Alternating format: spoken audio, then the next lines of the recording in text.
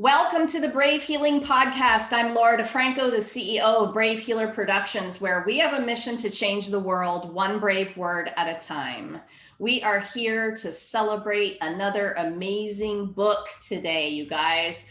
The Wellness Universe Guide to Complete Self-Care, 25 Tools to Achieve Anything is due to hit Amazon June 22nd. And I have four of the amazing authors of this book with me here today. David McLeod, Stacy Wharton, Melissa Jirovic, and Lisa Charles. Welcome, you guys. Hi. Hello. I am so excited to have you all here, and I can't wait for this conversation. Okay, listeners, get ready. Certified Master Life Coach, Magnificence Mentor, Shadow Shaman, and international best-selling author David McLeod supports adult men and women to dissolve blocks and limitations so they can transform their lives into delightful and delicious expressions of purpose, passion, and peace. You're getting me with the alliteration there, David. Good job. I love it. Stacy Wharton is a social worker providing mental health services in a healthcare setting. Melissa Jirovic is a mindset strategist serving women who want to create a lifestyle of freedom and wealth. And Lisa Charles is a federal prosecutor turned wellness expert, health coach, speaker, CEO, and author of Yes, Commit, Do, Live. Can you guys feel the power in these authors today? I can. So before we begin, you guys, let me just say a quick thank you to Anna Pereira, the founder of the Wellness Universe, without whom we would not be here today. Anna had a huge mission with this book, huge vision. Actually, with the whole series of books, this vision is pretty huge. And I'm so grateful to her for everything she does for the wellness practitioners around the world. So we love you, Anna. Thank you for being here with us, leading this project. So, okay, I'm going to start with you, David. Tell me about this amazing chapter that you wrote. Wow, that's hardly much to dive into. Well, I'll put it this way. When I heard the title of the book, 25 Tools to Achieve Anything, I thought to myself, what could I write about that is relevant and could be helpful to other people? And I remember there was one time in my life, years ago, I served as a fighter pilot in the Canadian Forces. And that was a fairly major accomplishment. I mean, at the time that I did it, I didn't really see it that way. To me, it was just something I was doing. And but it was fun to write the story about my very first afterburner takeoff in a CF-101 Voodoo, which it was quite an exciting time. Let's say it's a little more exciting than being on a roller coaster for those who've never done that sort of thing. And but what I wanted to do is I wanted to capture the process of becoming a fighter pilot. And that moment, that day that I had my first afterburner takeoff was the day I gave myself permission to call myself a fighter pilot. And so it was a fun chapter to write, a fun story to tell. And I think I nailed it. You did for sure nail it. I was glued to that story. And I'll thank all of you really for stepping up in that way, just sharing that authentic story and getting us readers really involved. And you all were brave about the things that you shared. And you're all such great writers too. David, you are one of the best writers I've met. That story pulled me in so wonderfully, the sensations of it, right? And for somebody who will never fly a jet, I loved having a taste of it. I just loved it, right? And I am the roller coaster rider, but I will never fly a jet. So I appreciate that. And I know you probably could have picked several different kinds of stories. Mm-hmm. How and why does that one stand apart in the achievement arena for you? I think the answer to that has to do with how many obstacles were put in front of me when I started. Often, and I'm sure everyone here has experienced this, you may have a goal that you want to achieve and someone is going to say, oh, you're not smart enough for that, or you don't have the skills for that, or something else is missing, or, all these people who are naysayers. Now, I'm not going to tell you, my family was not amongst those in this particular case. They were actually quite supportive. But the people who were in the military, saying, hey, look, the chance of getting to be a fighter pilot, you got maybe a 1 in 10,000 chance, Now that's not really bad odds, but it's still 1 in 10,000. There's going to be about 10,000 people who will apply, and so many will get washed out here, and so many will get washed out here. And we might be lucky to get 1 or 2 people to make it into that cockpit at the end of the road. And it's not a short road. It was like 4 years. So I guess what I wanted to convey is that there's a commitment to whatever it is you want to do. You have to have that commitment and desire, and you have to say, I don't care what the stats tell me. There's a seat out there. Now, in my case, it was a cockpit seat. It's for me. It's got my name on it, and I just have to find my way to it. It's the same thing if you want to climb Mount Everest. There's a place up there for you to plant your pole. Okay? So all you got to do is just find your way to do it. Now, not everybody's going to climb Mount Everest. Not everybody's going to fly a fighter airplane, but there are many, many, many amazing things that people can do. And it's just a question of having your vision and sticking to your vision and then following your commitment. Thank you, David. I did love that piece of your story as well. When, you were bringing us along in a way that we were cheerleading you, we wanted you to get that seat. And I understood the commitment piece. And I also loved how you talked about, hey, who cares that only 1 out of 10,000 or 2, like, maybe that's you, like you didn't self-sabotage there. You just stepped up into, yeah, it could be me. I love that part. Mm-hmm. Thank you for writing that chapter. So Lisa, I actually have you up next. Talk to me about your amazing chapter. Well, thank you very much. I was really excited when Anna, and I do agree with you, Anna is just terrific for giving this platform, but she had approached me because of my real strong interest in helping clients and helping organizations achieve sort of this brain-body connectivity.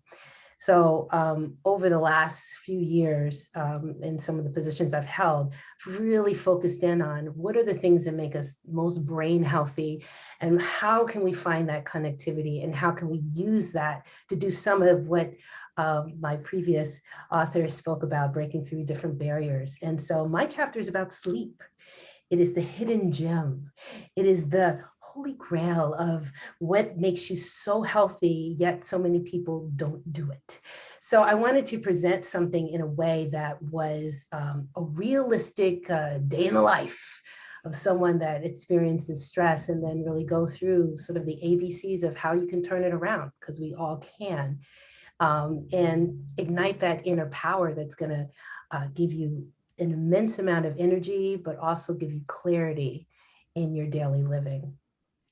Lisa, I mean, people need some hope here, because so many people are addicted to sleep medication, and so many people are numbing themselves to sleep, and they get stuck in these cycles. And I think we often in society look for the quick fix, but talk to me about that. Yeah, I mean, that is often the way that happens. So many of us are dealing with stress on so many levels. So it's the overt stress, but then there's also just stress that you have inside your system that you've kept maybe over the years, just something that you learn to deal with. And as a result of that, it interrupts sleep big time. And the quick thing is that you want a quick fix. We're sort of a quick fix society in a way.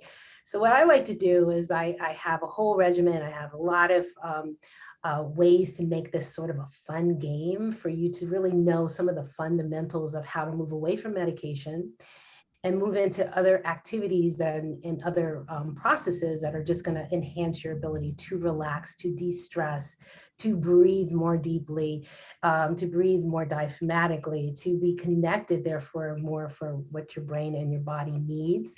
I will say this on the medication, it's really one of those fooling things. Some people that are, especially with sleep medications or anything over the counter, it actually counteractive. It'll knock you out, but it doesn't help you to sleep. Sleep requires 4 real cycles. You don't go through the cycles. And then everything, all the benefits that we get from sleep, which are immense, not only from just exercising and, you know, being able to do the things that you want to do, but it's a health benefit. It protects you from diseases. And so it helps to lower the inflammation in your system. And it is the only time that your body really can get rid of the toxins out of its cells efficiently. So if you are denying your body even an hour of the sleep that they recommend as adults, it builds up over time, and it really can lead to something. I have a little sign behind me that says brain fit. It'll take you in the opposite direction, and you don't want to go in the opposite direction. But there is a turnaround. Stop the medications and then take some of the little easy steps to look at your environment, look at the activities you do. And I'm going to say this, make a relationship with sleep. It's an emotional relationship. Like any other relationship, you have to give to that relationship. You have to nourish that relationship. And you can turn any bad sleep habit around.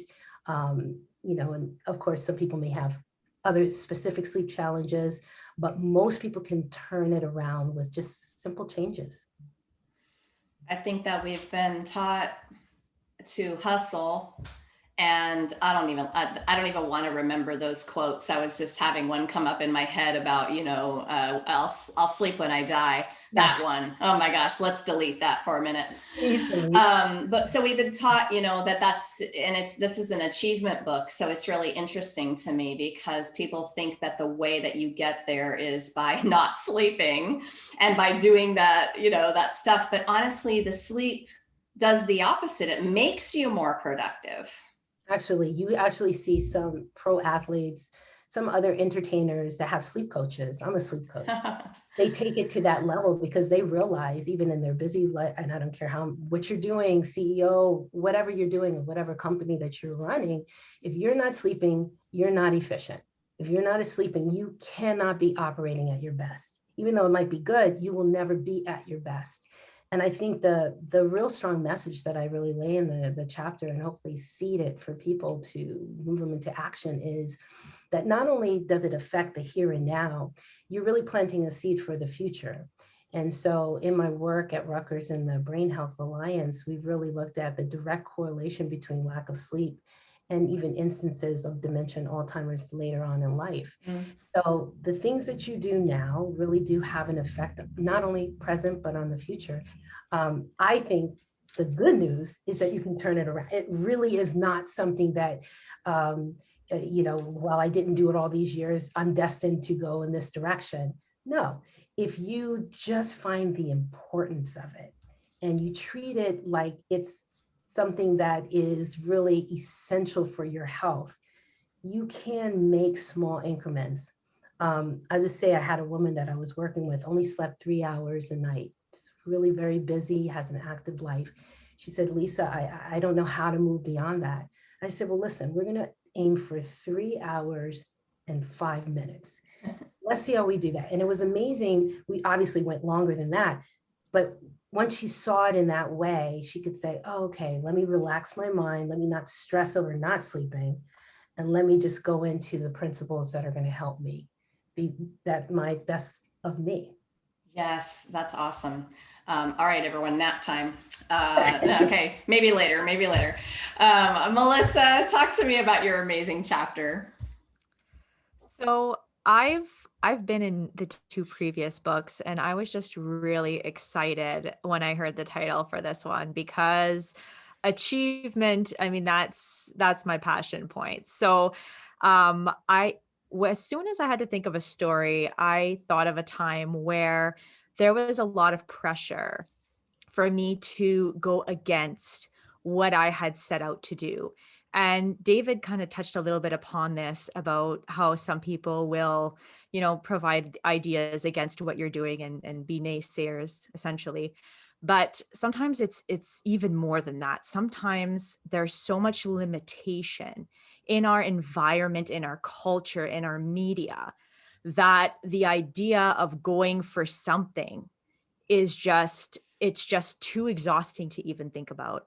And so I really wanted to share a strategy that would really help with being able to get that tunnel vision onto what it is that you want to achieve, and really be able to cancel out that noise so that you can do what's beneficial for you and not necessarily behave in a way that reflects the ideas that are coming from your environment, so that you can really truly set the goals that are meaningful to you, cancel out the noise, and achieve what it is that you want to achieve. Oh my gosh, that's easier said than done. And I think, again, if, you know, talking about things we've been taught to do, I can't count how many authors I've talked to, how many people I've talked to where they wake up some point in their life and realize they followed everyone else's instructions about what's supposed to make them happy. And they're realizing in the middle of all that stuff that they have and achievements that they've made that they're not happy, right? And so we talked a lot about that with the last book and the happiness book. But so I need more, like, how do we do that? Give me a simple way that you do it. Yeah. So one of the most important strategies for me has been auto-suggestion. So if you've heard of affirmations, which are often kind of not done properly, that's a form of auto-suggestion. So the thing with auto-suggestion is, number one, you have to be auto-suggesting ideas that reflect things that you truly want. So people will do affirmations on so that they can develop confidence, so that they can bring in more money into their lives, so that they can get the house or the promotion that they want. But it has to create an emotional reaction. And so if it doesn't get you emotional in some way, the affirmation is not going to work. The second piece being, you have to be really consistent. So, you know, you're not going to get 6-pack abs by doing a crunch once or twice a day or a couple of times a week, right? That's not going to work. So it's the same thing with auto-suggestion. You have to be putting in the idea over and over and over again until it becomes a firm belief. So consistency and clarity are really important when it comes to auto-suggestion. But there's different types of auto-suggestion. Affirmations is just one of them. You can have visual cues in your home that remind you of the things you're working towards. You can have things that you listen to. You can be journaling and writing things out over and over and over. The idea behind it being, you are taking an idea that's going to be of benefit to you. Maybe that's going to change a belief you already have or put one in there that you want. And the thing is that we've heard before that we become what we think about. So those beliefs are going to affect behavior, which is going to affect results. Yeah, just like the abs. I like that way of thinking about it because that takes training. Yeah. And yeah, it's not just one crunch. But I also love what you said about, you know, you're going to need to put that in repeatedly, that repeated training. It's going to need to be consistent. And I think we're thinking positively, but if we measured, we would realize that it needs more repetition, right? We need more training. Mm-hmm. Anything else you want to say about that? I mean, the mind is like a muscle. And so when you're deciding to do something, that repetition, like you said, is really important, but it also, the why behind what you're doing and the intention behind your actions is really important. So thinking about what you want, if it's coming from a place of lack, then it doesn't matter how much you repeat an idea, it's not going to be beneficial because it's coming from a place of lack. You have to come from a place of abundance. So if you're coming from a place of, I want to repeat over and over again that I want money, but it's because you keep thinking about how you're broke, well, you're going to stay broke, because that's what you're really focusing your attention on. And so that auto-suggestion is not going to be helpful, and you're going to keep doing things that are going to keep you broke. You have to come from a place of abundance, and you have to direct your mental energy towards what it is that you want and not what it is that you don't want. I just love that. Could I add one thing to that? Yeah, please. It's really wonderful because you also touched on that emotional connection. Mm-hmm. We tend to really truly want things. There's emotional connection, and therefore there's going to be that impetus to do all those wonderful things you were just talking about, the commitment, the daily. I love that. All right. So Stacy, talk to us about this amazing chapter that you wrote. Absolutely. And it's a great moment, I think, to start talking about my chapter, because my chapter really focuses on emotions. When I was thinking about what I was going to write about and achieving things, for me, it was really important to go back to the source and say, what it all comes down to is us. And I see this a lot in my work. People come to see me and they have challenges, they have whatever going on. But what really keeps them stuck is that emotional piece. And often we don't really realize that our emotions are linked to what we think and what we do. There's a huge influence there. And so we really need to first get to know ourselves and really understand what is driving us and what is keeping us stuck. So learning to understand our patterns of what we're doing and what we're not doing and why, and learning to build ourselves up instead of always relying on other people to do that for us, because that doesn't always happen. And sometimes that keeps us feeling worse than we were before, or, we don't always follow the things that we want to pursue, the things that we want to do because other people told us we shouldn't, kind of like the other authors mentioned earlier. So really bringing it back to, how do you build yourself up? How do you recognize your own worth and affirm that every day so that you can go through the world and decide what you want and get there. But again, you need to address those emotional blocks sometimes in order to be able to do that. So touching on that as well. Oh my gosh, sometimes I think daily till you die. Yeah. Some people's journey is harder and different than others in terms of that, but I've found that that's been a lifelong journey for me. And I've also found that the more I achieve, you guys know about that upper limit problem. And if you're bumping up against that upper limit problem and all of a sudden you find yourself crashing into the self-sabotage again, and you're sitting there going, wait, I've been here already. Haven't I dealt with this already? Talk to me about that, Stacy. Yeah, absolutely. I think emotions are messy. They are complicated. It can be very difficult for people to move past them or to work through them. And even if you've gone through the same thing over and over again, every time you go through it, you're going to experience it differently because you're at a different place in your life. So it's really learning to, again, it all comes back to the awareness, but get to know yourself better and get to know what works. You have to find what works for you ultimately in working through them. And what works for you now might not work for you in the future, and it might not have worked for you in the past. To really be able to push through some of those limiting beliefs that we sometimes have, right? Or that self-sabotage, like you said.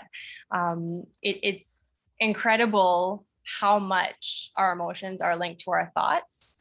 Again, and sometimes they influence each other. So it's really learning to work through all of that. And again, that's not an easy thing to do.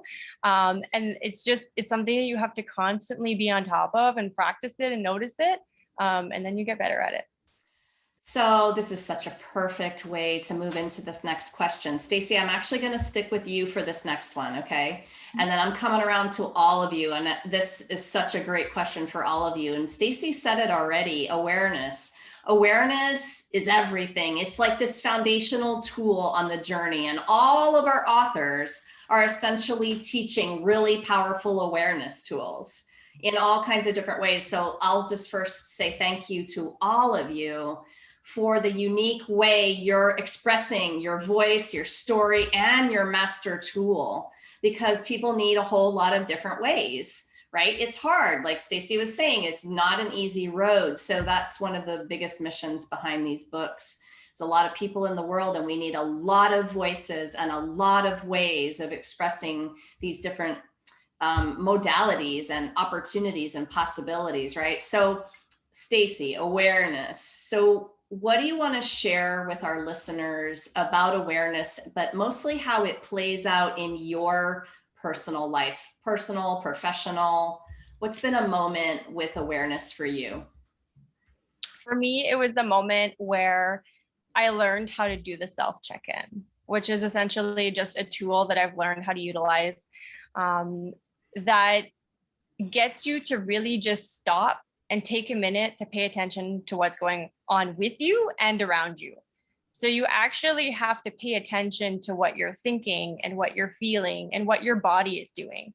Because I think often we live in a world where we're always constantly having to multitask, and there's all this background noise, and there's all these distractions. And sometimes we kind of just move through it and we have no idea what we're doing or why we're doing it. You know, sometimes I end up in a room and I'm like, what was I doing here? What was I coming here to do? I have no idea. So it's really coming back and saying, wait a minute, okay, I need to ground myself and pay attention. I need to pay attention to me and to what I'm doing, because if I don't do that, I'm not going to get where I want to go. Yes, I love the idea of the self check-in. Thank you for that, and repeating it. Melissa, talk to me about awareness in terms of your personal journey. How has this showed up? So for me, I come from years and years and years of very poor self-esteem, self-critical, fear of failure, lots of shyness. And for a long time, I thought that those feelings, like I didn't know where they came from. I didn't know why I had them. And I felt like I was just very unlucky and stuck. And when I developed the ability to start becoming aware of my thoughts through reading and learning more about it, I started to notice that sometimes we're not aware of what we're thinking. Like it's, saying think positive is kind of difficult when you don't even know what the thoughts are that are going on in your head. Sometimes it's the feelings and what you're doing that give you a clue as to what's going on in your head. And so sometimes you have to take a look at what's going on and how you're feeling and go, oh, like, okay, that's what's going on in my mind. And that's when you can kind of take back control and go, okay, I'm feeling really insecure. So what am I thinking about? Well, I'm thinking about, I'm worried about what so-and-so is going to say at this family gathering. Okay, well, how can I challenge that? How can I reframe that? How can I change the perspective? So sometimes the feeling is what we notice first, or the behavior. Oh my gosh, I'm changing my clothes 10 times before I go out. Obviously, I'm feeling stressed about this meeting. What's going on in my head? And so our environment and what we're doing is often a reflection of what's going on in our thoughts. And sometimes you have to pay attention to that and then go back here and make changes. I love that. That's a really great way to help people with the place that they are in the moment, and the awareness of that behavior in the moment. Then they can back up a little bit.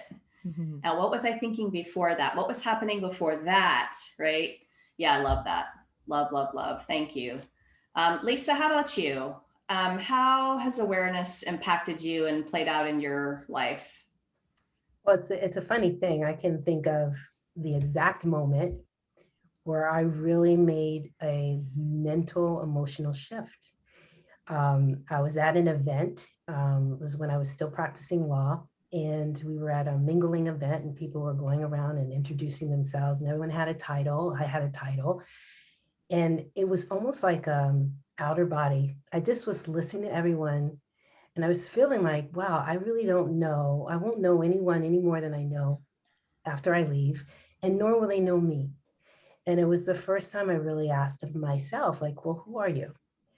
And I think my moment of awareness was realizing that I had to take a journey in developing and understanding and creating a relationship with what I call the authentic self, or your innermost core, the things that exist that no one can ever take away from you, that are just a piece of you. And for that journey, it really took me on this whole road where I was able just to really pursue all the things I most loved, and has over the last 12 years landed me in this wellness space. But what I realize, even through working with clients and what have you, is that all roads to change really go through the authentic self. And so when people can really have a true understanding of what makes them work, what are their loves, their passions, their values, their characters, traits, and things of that nature, deep nature, it just opens up a road of possibilities for whatever it is that they want. What everyone is, I love listening to y'all say these things in different ways, and just how everyone is tying together what everyone else is saying. You guys are so awesome. Thank you, Lisa. David, how about you? What else do you want to add about this awareness we're talking about? Well, first of all, I really love what I'm hearing. There's a lot of great wisdom here in this little circle that we've created. And so I really appreciate that. I've gone through a lot of similar type of journey stuff that you've done, that you've all done. And I would say that for the first 40 years or so of my life, I was not very aware at all. I was living someone else's idea of how my life should be, the way you described it, Laura. And it wasn't until shortly after my mom passed that I discovered just how unhappy and, in fact, how angry and resentful I was. And it was that wake-up call that got me into the process of learning more about, who am I? Why am I here? All these great questions. And so that's been a fairly lengthy journey unto itself. And so as a consequence of my own journey, I wrote a book called A Life to Die For. And that book is all about what I claim are the 10 important keys to a life of fulfillment. And all of them, they form a kind of a cycle. I call it the life mastery paradigm.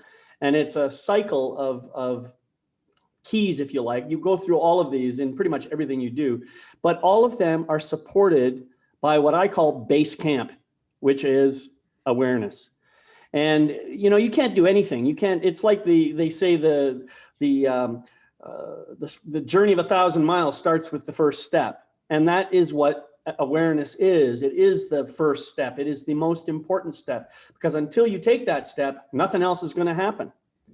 So I think awareness, we just give it a lot of lip service in our culture, and people seem to think that they're aware, but frankly, I think most people are just sleepwalking, and they're on autopilot 90% of the time. So the idea of being aware is really very foreign to a lot of people. So we need to do more educating, and I think that's what we're doing here. Do you guys remember the book A New Earth, Eckhart Tolle? Yep. And then Oprah brought him, and they did the book club. Yeah.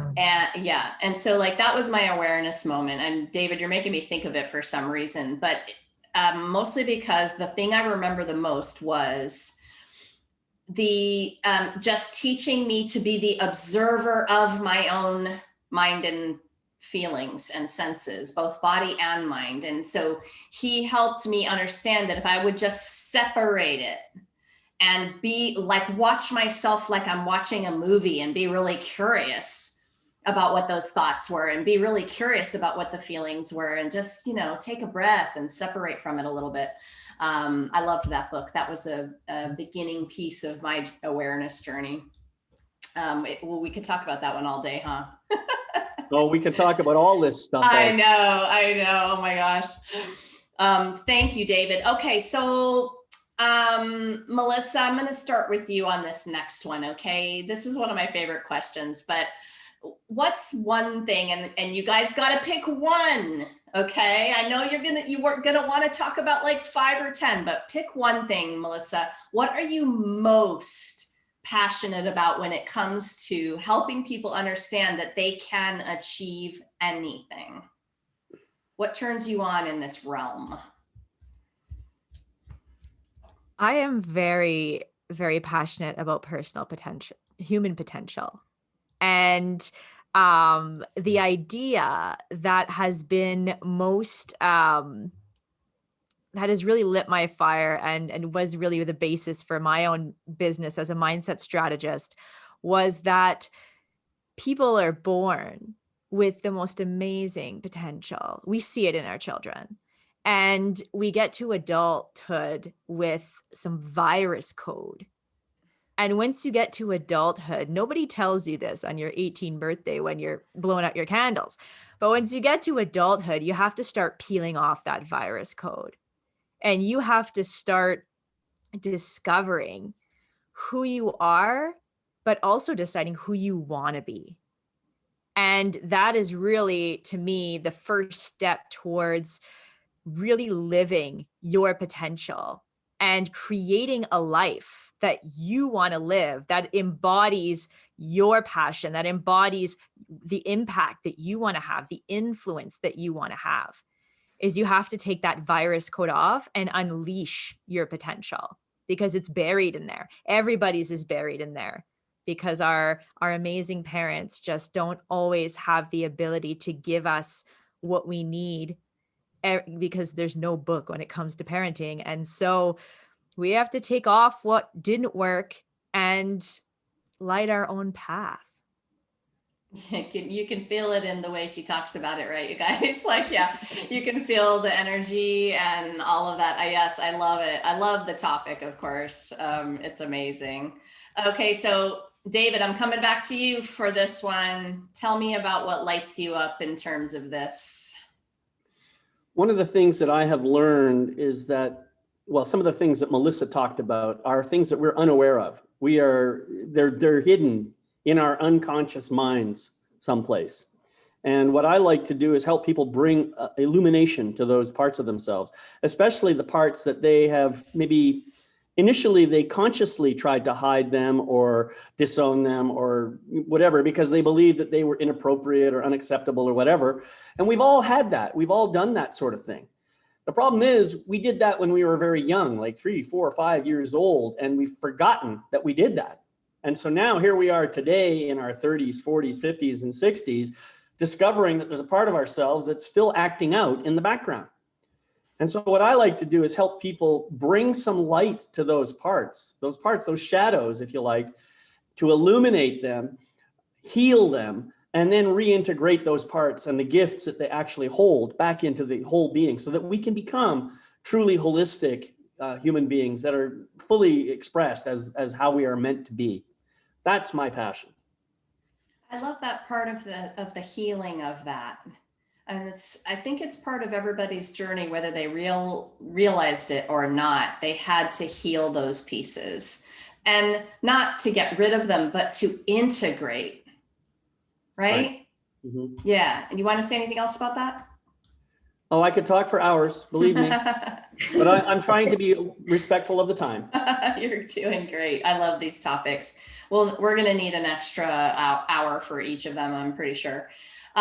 So Stacy, what about you? What's that thing when you're talking about being able to achieve anything?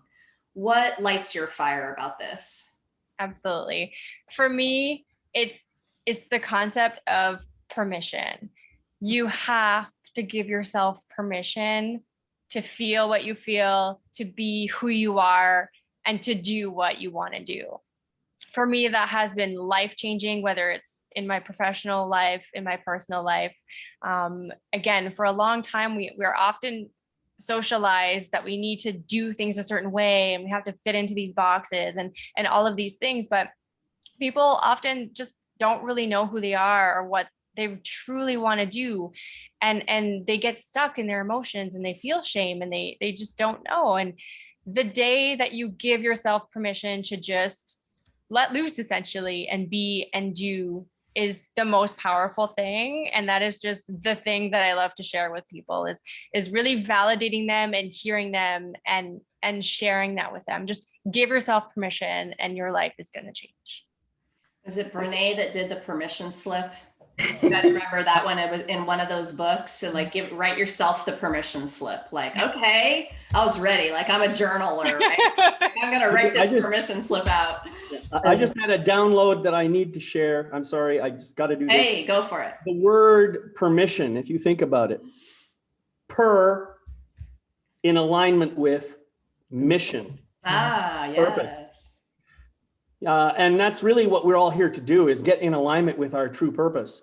So when you give yourself permission, that's what you're doing. You're making a conscious intention to align yourself with your purpose.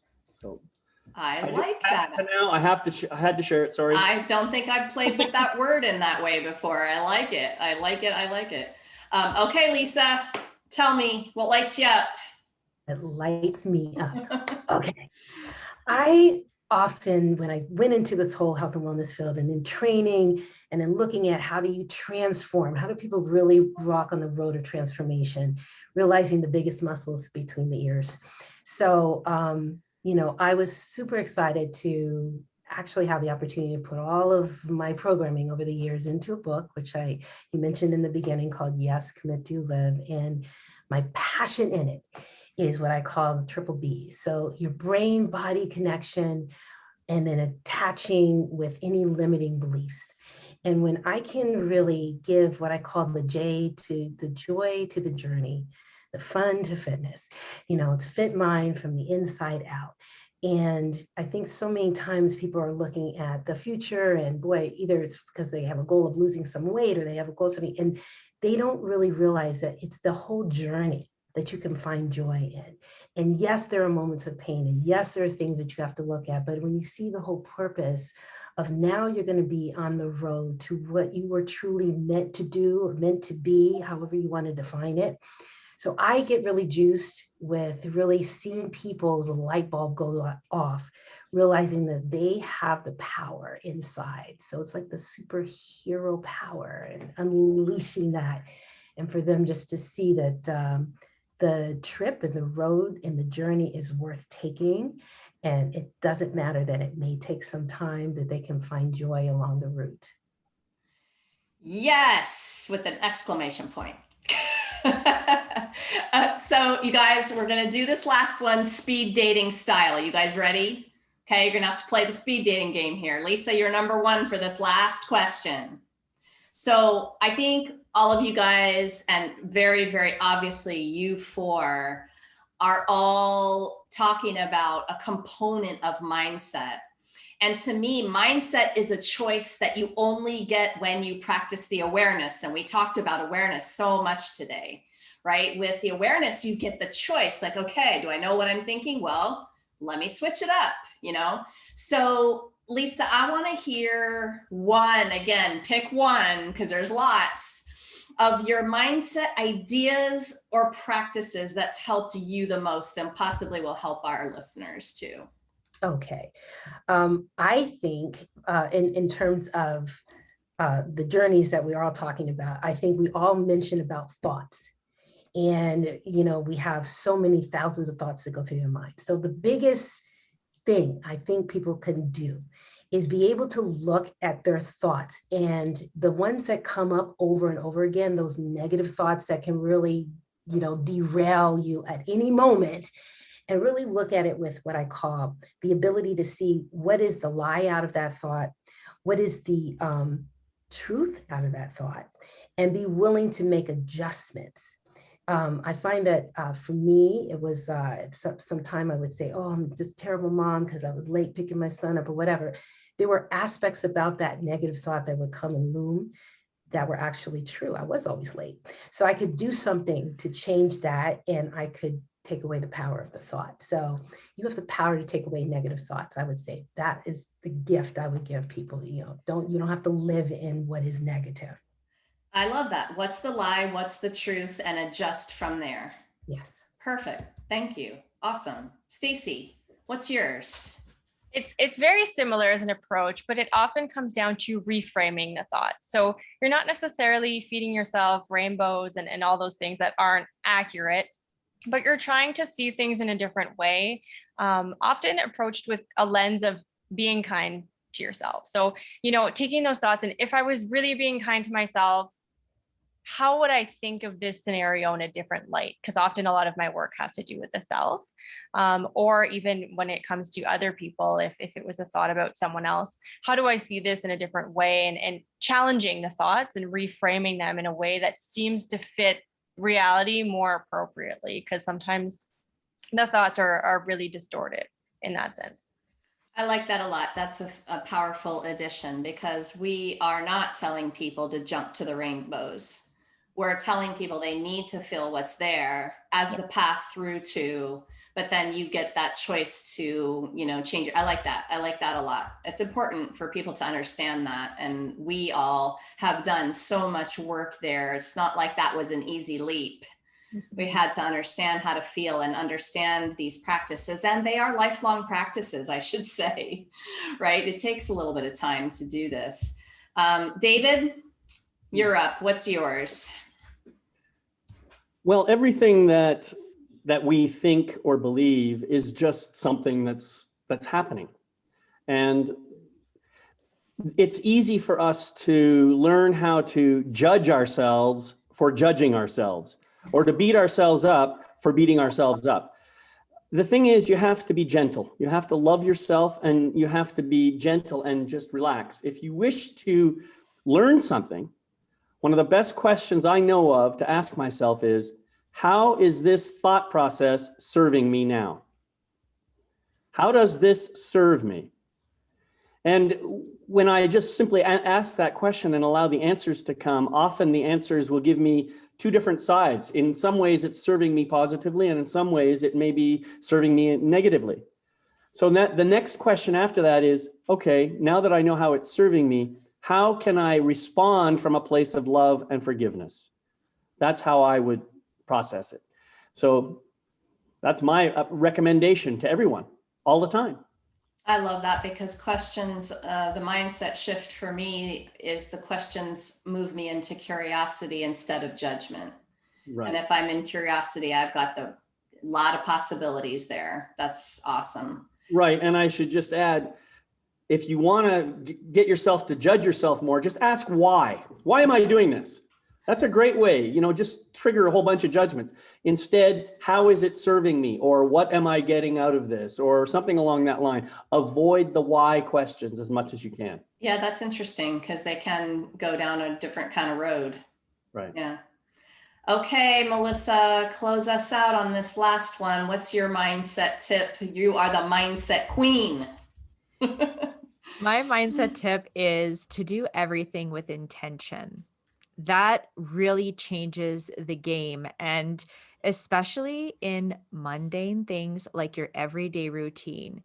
So for me, when I started doing, I don't get out of bed until I've set an intention for the day.